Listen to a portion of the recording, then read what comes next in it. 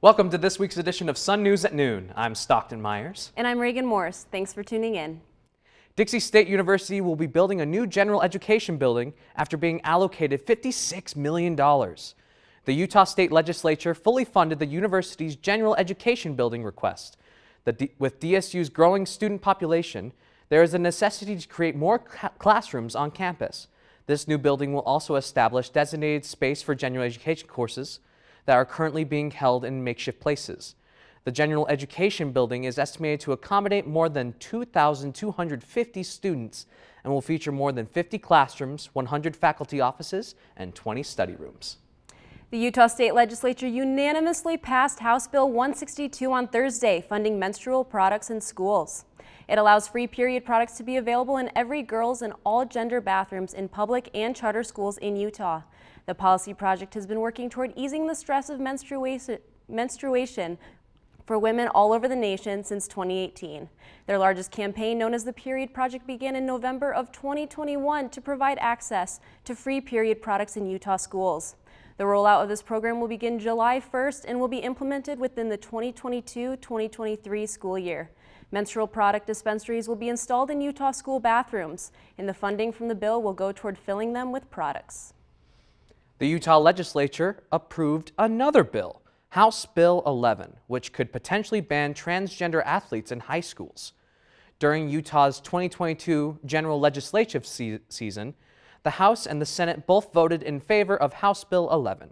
This bill originally was intended to deal with transgender issues in sports. It was altered to include a ban on transgender girls competing in high school athletics. The language of the bill was made public on Friday and defines sex to be determined by an individual's genetics and anatomy at birth, and states that students of the male sex cannot join female athletics. Governor Spencer Cox has stated he plans to veto the bill. Dixie State University will be celebrating students, staff, and more at the Dixie Awards. There are 13 distinct award categories, and anyone from the community or campus can submit nominations. To view the categories or to send in a nomination, scan the QR code below. Nominations are open until tomorrow at 5 p.m. The Dixie Awards ceremony will take place on April 29th at 7 p.m. in the Eccles Mainstage Theater. We are about an hour away from finding out who the first president of Utah Tech University. Devin Dink Rice and Jose Torrell Martinez are the final candidates in the election for student body president. Voting closes at 1 p.m. today. Use the QR code below to cast your vote. Results of the election, including vice presidents, will be announced on Instagram at DSU Politics. Raging Red is leaping onto the stage at Cox Auditorium for Broadway-themed performances. Some of Utah's top choreographers helped create the numbers for the concert, which are set to some of the Broadway's best modern hits. Tickets are $10, and the show runs tomorrow and Saturday at 7:30 in the Cox Auditorium. Mid-course evaluations are now available on Canvas. Here's why they're important. End-of-course evaluations are nothing new on campus, but mid-course evaluations are a new way to provide feedback on a course halfway through the semester. However, the success of the evaluations depend on students taking the time to complete them. Some teachers are saying that students skip the surveys more often than actually completing them. Some of the benefits that the surveys provide are the overall improvement of courses and help professors to evaluate their work. If you go to your Canvas page, you will see the notifications appear for each of your courses. Take the surveys and you can help improve the learning experience at DSU for future students. DSU adopted the tagline, "Active Learning, Active Life." Here's video reporter Kelsa Lundstedt on how this is being implemented on campus. We have all heard or seen Dixie State University's tagline, "Active Learning, Active Life," but do you know what it really means? Our school utilizes hands-on learning and leads discussions during class. This has been proven to help students learn better and quicker than passively listening to lectures. Active learning can be as simple as a professor pausing for questions or clarification. It can also be as complex as learning how to do something by jumping right into it, like learning how to operate cameras in a TV studio setting by operating the cameras. This Introduction to Video Production class learns how to work in a studio environment by helping the Sun News live streams. Students in the class can sign up to operate the cameras, audio, or playback, and also learn how to be a technical director. Aaron O'Brien, the Director of Community Engaged Learning, says one of the benefits of active learning is seeing what you learn in real life makes the information come alive. I can explain how something is relevant to a student's life or career but it doesn't carry the same weight as when they can see the relevance for themselves. Living in St. George, we have so many opportunities to live an active life as well. When we spend so much of our time in classes and working on assignments, sometimes all we need to do is take a break. And there's no better way to do that than get out and enjoy the sunny days. Dixie State also helps students live an active life by giving us plenty of fitness classes. We have yoga and pickleball classes that are held in the HPC, and even a class that goes on hikes together for those who would rather go with a group of people. On top of the classes, Southern Utah grants us with plenty of trails to hike or mountain bike. O'Brien says choosing which trail to go on is like asking someone to pick their favorite child. We're spoiled with options here. For Sun News, I'm Kelsey Lundstead. I just saw us in that video. Are we actively learning right now? I hope so. I think we are. That's the whole reason we're here, right? Yeah, here we are. With spring break approaching, you may have some free time on your hands. Here's some highlights in entertainment that may fill out your to-do list.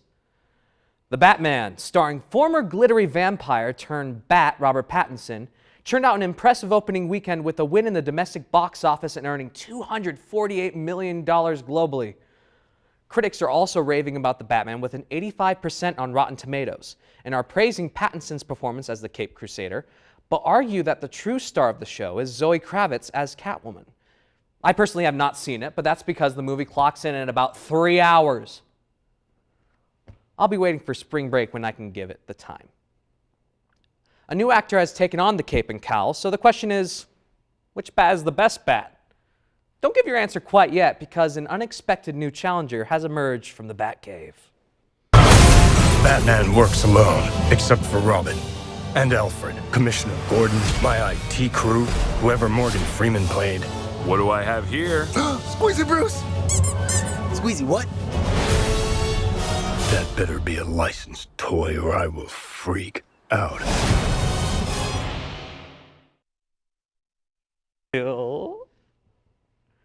Even though he's just lending his voice to the role, I never thought I would hear the words Keanu Reeves is Batman.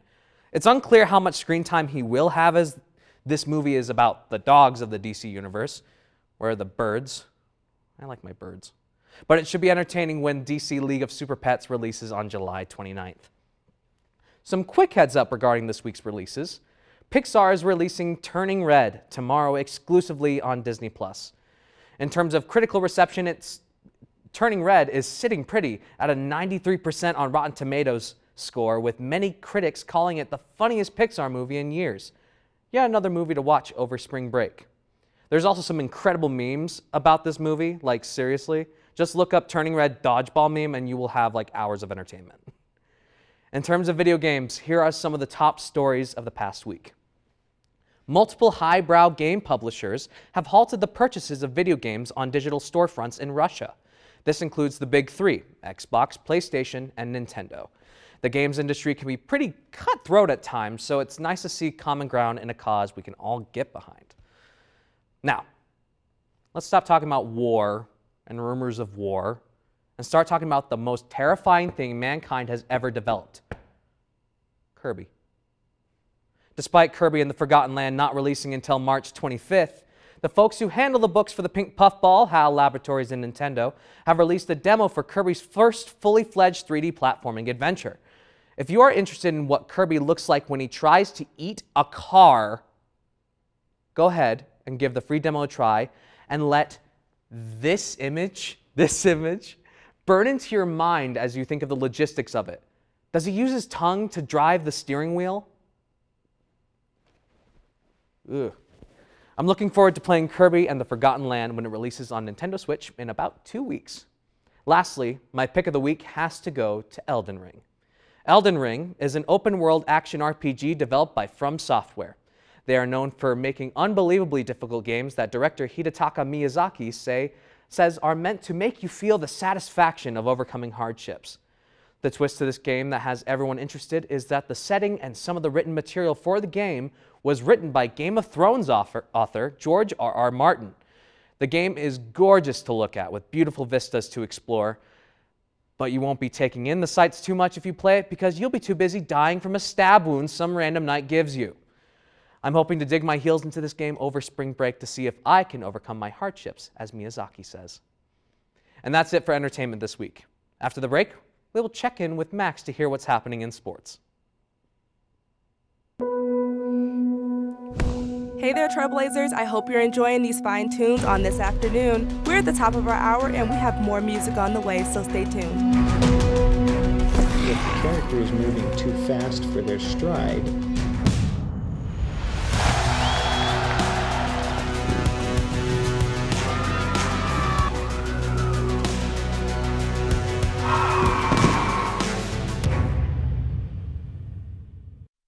Welcome back, Trailblazers. I'm here with the voice of 91.3 The Blaze for all your Dixie State sports needs, Jacob Zimmerman. Jake, thanks for being here with us today. What's going on, Max? Thanks for having me. No, appreciate it. So let's talk a little bit about men's basketball to start off, right? They just finished their season. They lost their last two of the year, but they did have a good season. Hunter Scofield played really well. Cam Gooden played really well. They had some other pieces shine out. As a man who had his finger on the pulse more than any other student on campus, what is your takeaway from this season? I think this is a great season for Dixie State basketball. They turned a lot of heads. They were actually predicted to finish second to last, right above Lamar in the preseason WAC polls. They actually did quite a few spots better this season. You know, they had some big-time wins against some solid opponents in the WAC. I'm talking about teams like UVU, Grand Canyon, who won the WAC last year, has a chance in the WAC tournament this year to win it all. I mean, they go to Riverside, beat California Baptist, and this started off the game against SUU. Some of those home games, you know, St. George, Trailblazer Nation, they really came out and gave the guys some great audience. Yes, they did. It was great. It was fun to be in the arena. You know, you and I called a bunch of basketball games on the radio together, so that was also a good time, and just being able to be in that atmosphere, be with the people in the community, right? Talk to me a little bit about some of the players. Again, Cam Gooden, Hunter Scofield. Hunter Scofield was kind of the engine that led this team all year long, right? He ended up being the third all-time leading scorer in Dixie State history, coming from a junior college. So he didn't even play all 4 years here, right? What did you think of Hunter's performance this season? I think Hunter Scofield has a real case for the best season in Dixie State basketball history. For individual one season, I mean, he was first team all WAC. Like, that's really impressive. You know, I didn't know, I was kind of raving all year, Hunter Scofield, he's got to make an all WAC team, at least the second team. They put him in all first team. I thought he deserved it, you know, kind of putting the squad on his back for a lot of the games. You know, when you mentioned a guy like Gooden, both Scofield, Gooden, the co-captains of this team, came into this season with kind of recognizing, okay, for these big games, especially on the road or at home against some of these top teams in the WAC, we got to show out, and that's exactly what they did. I mean, Scofield, off the top of my head, he had 29 against SUU. Cameron Gooden had his career high on the road on Riverside, you know, against California Baptist. These guys stepped up when it mattered most. And then kind of to summarize it all, the UVU game, Max, this one was probably the most miraculous game I've ever seen. They're down 7 points with 30 seconds left. In basketball, that's over. Then Dancel Leader hits a three. I'm still thinking, man, they don't really have a chance. They get like a takeaway, some missed free throws from the Wolverines, a couple baskets from Scofield, a Cam Gooden and one, and a free throw after a super long timeout to put them up, and they got the victory. I couldn't believe it. There was a lot of close, fun, exciting games this year for Dixie State men's basketball. Yes, and that was also a fun game to watch because Fardaz Amack was able to come down and play from UVU, leading the nation double-doubles, leading the nation rebounds per game, so it was fun to watch him as well, right? Of course, and I asked Hunter Scofield I caught up with him for a couple minutes after the game. There was one play early on where, you know, Amack actually chest bumped Scofield running down the court, and I asked him, you know, what was that about? And he said, oh, there's a little chit-chat, but, you know, Scofield, he doesn't let anything get in his head, and he stepped up, you know, big time and time again this season. The game against the Wolverines was just maybe his best performance of the whole year. For sure. Let's flip the script a little bit, right? Let's go to women's basketball. Okay? Let's do it. Again, they had some ups and downs, played some really close games, had a couple big blowouts, but overall they had a good season as well for this first season in Division I, right? What did you notice about their season, some specific players? Talk to me about that a little bit. So both the men and the women actually got 6 WAC wins. And I think the women kind of came in to this season not even expected as high as the men's work. I mean, they didn't play at all last year. They played just a couple games here and there. So this was kind of their first real D1 season. They had a couple players that didn't come back. What they were able to pull off this year was incredible, Max. I mean, some of their wins against top-tier teams in the WAC, again, I mean, California Baptist on the road. Both the men's and the women's team went into Riverside, got big-time upsets, and then even Abilene Christian, one of their last games of the year, they dropped 95 points in a conference game. Their offense, this year their offense really impressed me. I caught up with some of the girls on the team throughout the season, Brianna Gillen, Emily Isaacson, both studs. I mean, Emily Isaacson made all WAC second team. Brianna Gillen, I thought she should have made one of the WAC teams. She's one of the best scorers in all the WAC. You get a newcomer this year, Shanasia Davison, added mid-season. Kind of had to wait a little bit for the academic side to come over, pass the tests. But once she was an addition to this team, she was that extra gear. I'd been saying that all year long. I mean, her crossovers, her speed, her free safety ability, if you want to call it, in the zone defense that they switched to at the end of the year.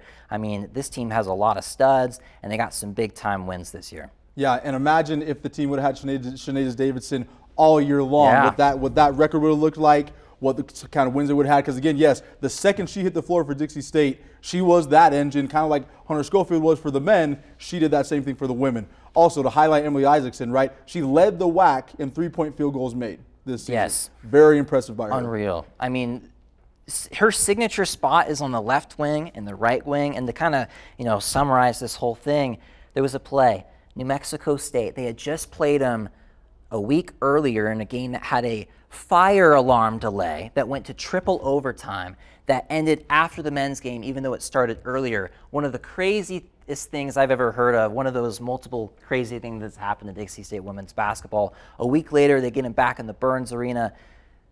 3-point game, that gets cut down. Tie game, all of a sudden, couple seconds left, they dish it out to Isaacson, her signature spot from the left wing, and she drills it and puts them up. So Isaacson was incredible all year long. I mean, you got good performances from Avery Papa in some of these games. She had in one of those last games of the year, 15 points, 10 rebounds, perfect shooting in every split in the categories. And there was a game this year, Maggie McCord went up to Seattle U, had a career high 8 of 10 from downtown from 3. Incredible. Yes, no, great season by the women, and hopefully they can continue that as well. Okay, let's jump a little bit into baseball real fast, right? They just played their WAC opener against UVU, right, a 3-game series, the old Hammer rivalry here, right? And they were able to win that series 2-1, right? And again, you look at them of what they did in their game before that, right? They lined up against the number 10th ranked team in the nation in University of Arizona, only lost 2-1, right? Very impressive by the men. It's nuts. I mean, we can rave about all these sports, but I think Dixie State baseball might just be ahead of everybody else when it comes to their success already, last year, this year in D1. I mean, they won 24 games last season. This year, already 6-5, 5-2 at home. They're getting some pretty good production from some of those top guys in the lineup. I mean, Shane Taylor, Chase Rodriguez, Matthew Ivanchich. I mean, Shane Taylor's having an incredible year. He's leading the team in hits, leads the team in RBIs. I mean, he already has 15 ribbies in 11 games this season. He's incredible. I mean, you go to the pitching side of things, Ryan Hardman, he's coming out of the bullpen doing a solid job. I think he's only given up like a 1.50 ERA this season. Then for 4.15, that's, oh man, I forget the name. Brett Porthen. There you go. He's 2-0 this year as a starter. He's been really good for Dixie State. In that last game, they go 2 out of 3. They get the last game on Sunday, a game I called on 91-3. They unfortunately lose that one to the Wolverines. Jimmy Borzoni was on the mound. An incredible 4th inning from really both sides. I mean, 7 runs total in that inning from both UVU and Dixie State. Outside of that, kind of a low-scoring, patient game from both sides, and then at the end, the Wolverines pulled it out. But overall, Dixie State baseball is looking really good, and I'm excited to see how they do against Sacramento State this weekend. Yeah, no, for sure. And you even mentioned Caden Hollow a little bit as well, right? He was a preseason top 50 catcher in the country, right? So I mean, there's stars all over the place for Dixie State baseball. We got 20 seconds left, right? What do you see for the future when it comes to Dixie State or Utah Tech sports? Do you think they can continue this trend? Do you think they'll get better in the WAC really fast? Absolutely. I don't think the name change will have anything to do with it. I think the recruits are going to come in. I think something a lot of people aren't realizing, we're having some of these D2 recruits still along the squad for years competing against these D1 recruits. Now we're going to have some more D1 guys come in. We're going to dominate here pretty soon. Yes. I know it. No, it'll be great. It'll be fantastic. Jake, thank you so much again for taking time out of your day to join us. And Trailblazers, thank you as well. After the break, I'll be back with Stockton and Reagan for a spring break quiz. 3 months ago, there weren't enough masks. We were desperately sourcing from all over the world. People were making face coverings from scarves, bandanas, and bits of fabric. Now there are plenty of masks, but some people don't want to wear them. Come on.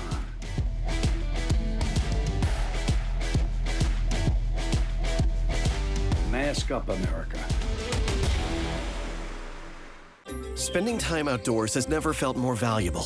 Whether it's exploring nature or relaxing in your yard, let's do it responsibly. Before going out, check for closures and fire restrictions. Practice social distancing, even when outside and on the trail. Back at home, if burning yard debris, keep your pile small. And no matter where you are, be sure to properly extinguish any outdoor fire. Drown, stir, drown, feel. We're all in this together. Help keep our safe places safe. I take the road less traveled, run free, unwind, unravel someplace outside with lots to do. Green trees, red rocks, and don't forget that blue sky. The sunshine shining, sunshine pouring on me. Think I might just stay a while. Say hooray all day because the sun is gonna shine on me. Sun is gonna shine on me.